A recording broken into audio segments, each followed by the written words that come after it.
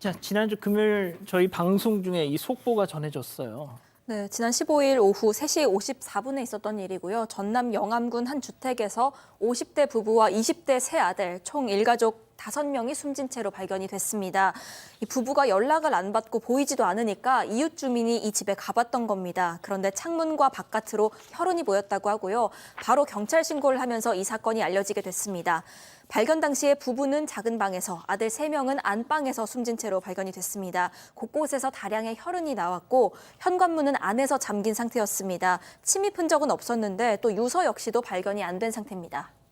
자, 부검 결과 1차 결과가 나왔죠. 네, 일단은 뭐 정밀부검 결과가 아니니까 자세하게는 확인하기 좀 어렵습니다만 첫 번째로 이 아버지 같은 경우 약독물사로 추정이 됩니다.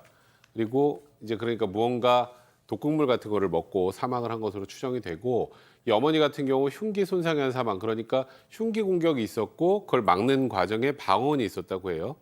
그러니까 누군가 외부에서 공격을 해서 일단 공격을 받고 사망한 것으로 보이고, 그리고 세 아들, 그러니까 20대 아들 세 아들은 중증 장애가 있었다고 하는데 일단 여기서 좀 주목할 만한 건 방어원이 없습니다. 역시 흉기의 공격에 의한 사망으로 일단 추정이 되는데, 근데 방어원이 없다라는 건 통상적으로 아무리 본인과 친밀한 사람을 공격을 해도 그건 본인의 생명을 구하기는 본능이기 때문에 방어원이 있는 경우가 일반적인데, 방어원이 없다는 건 혹시라도 이 세 아들들은 흉기에 찔리기 전에 수면제 혹은 독극물을 먹었을 가능성도 배제할 수 없는 그런 상황이고요.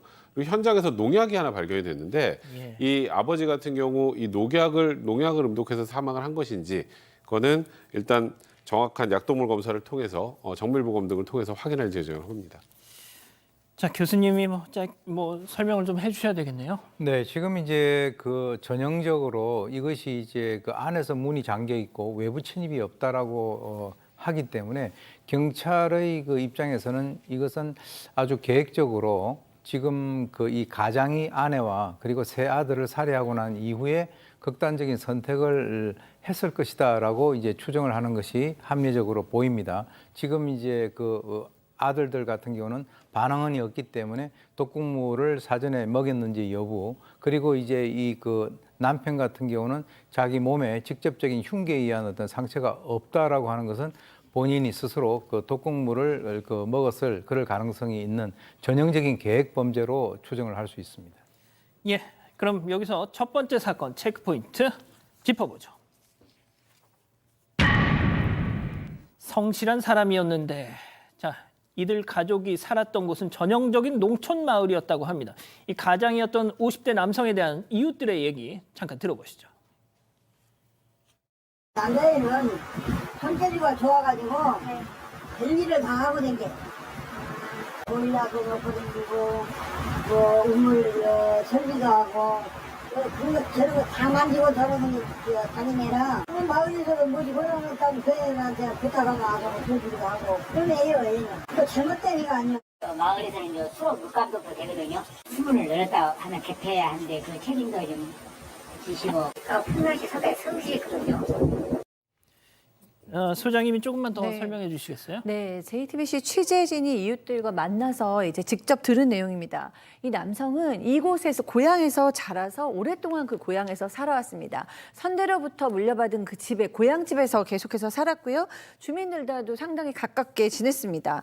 그리고 이제 네다섯 마직이 그게 1,200에서 1,500평 정도 되는 그 논이라고 해요. 이런 땅에 농사도 지었고 그다음에 이제 닭과 오리도 키웠다고요. 그래서 특별히 뭐 경제적으로 쪼들리지는 않았다라고 증언을 하셨고요.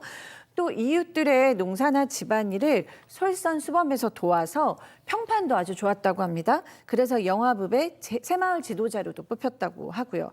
근데 이제 그 외부의 사람은 전혀 이 집에 온 적은 없는 것 같다라고 증언하셨습니다. 예. 자, 무엇보다 이 부부의 세 아들들에 대한 이웃들의 증언도 있었는데요. 들어보시죠. 안타까워 그 애들이 아이들은 다 먹어갖고 엄청나게 등수도 커 애들이. 아이들도 처음에 올 때는 애들도 불쌍하고 애들이 생각이 하는지 귀찮아져 해. 뭐 밖에를 못 나와.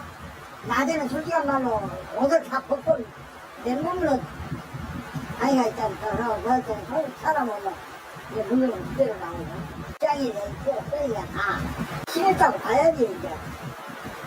그러니까 지금 어머니가 아주 죽을 형편이 돼야 있어. 힘든지 집에서 놀았는데 지방제 말은 잘 들어 또. 자, 이 기자 설명 좀 해주시죠. 네, 이 세 아들 모두가 고도 장애가 있었습니다. 지체 장애 또는 자폐 등이었던 것으로 파악이 되는데 이 아버지는 농사 현장, 공사 현장 등에서 일하면서 돈을 벌었고요. 어머니가 집에서 아들들을 돌봤습니다. 이 아들들은 모두 100kg이 넘는 거구들이었습니다. 그런데 이 중에 한 명은 거동도 못하는 정도였고요. 나머지 둘 역시도 정신 연령이 초등학생에 미치지 못했습니다. 주민들에 따르면 이 덩치 큰 아들들이 화장실도 잘 가리지를 못해서 이 아이들 어머니, 아내가 늘상 이불을 빨아 널었다고 하고요. 새 아들들을 돌보느라고 외출은커녕 마당까지만 겨우 나오는 정도였다고 합니다. 특히 아들 중에 한 명은 의사소통이 거의 불가능한 정도였는데 이 마을 저 멀리에서부터 차가 들어오면은 멀리서부터 달려가서 그 차 문을 덥석 여는 그런 행동을 좀 보였다고 합니다. 그래서 주민들도 모두 알고 이 사실을 모두 알고 조심할 정도였다고 전했고요. 이 아들들이 등록 장애인이었는데 가족 모두가 기초생활보장 생계급여 대상은 아니었던 걸로 확인이 됐습니다. 일단 뭐 그럼 생활고 때문에 벌어진 일은 아닌 것 같아요. 네, 지금 그런데 이 남성이 성범죄와 관련돼서 고소를 당했다는 사실이 어찌 보면 이게 지금 이런 비극의 남성 발단이나 아버지 말씀하시는 네, 거예요? 아버지입니다. 그러니까 지난 4일에 다른 마을에 사는 여성을 상대로 뭐 성범죄가 아마 강제추행 부분인 것 같은데 그게 이제 112로 신고돼서 경찰에 입건이 된 상태라고 합니다. 근데 뭐 좀 억울함을 계속 호소해 왔었다고 하는데 원래 지난 14일에 이제 경찰에 출석하라고 이제 경찰에 통보를 했는데 50대 가장 이제 아버지가 변호사를 선임한 것 같아요. 그러니까 본인의 뭐 억울함을 소명하려고 했던 것 같은데 이 변호사들이 이제 보통 이렇게 사건을 수임하면 똑같습니다. 왜냐하면 고소장 내용을 확인해야 되잖아요. 그래서 고소장에 대한 정보공개 청구를 하고 그다음에 이제 어느 정도 자료 내용을 좀 정리해서 증거 자료 등을 제출하겠다 입장을 밝히고 일단 소환 일정을 다음 달 5일로 미뤄놓은 상태였다고 하는데 그 사이에 이런 안타까운 일이 벌어진 겁니다. 그럼 이 성범죄 입건과 이번 사건이 무슨 연관이 있는 것 같아요, 소장님? 네, 그렇습니다. 왜냐하면은 이 남성이 그런 거에 대한 뭐 극단적 선택을 할 수도 있다. 너무나 스트레스를 받는다. 그다음에 이 성범죄 사실을 우리 부인이 알 경우에는 왜 이런 얘기를 했는지 모르겠는데 부인이 알게 되면 가족을 싹 죽여버리고 나도 죽겠다 뭐 이런 얘기를 했다라는 거예요.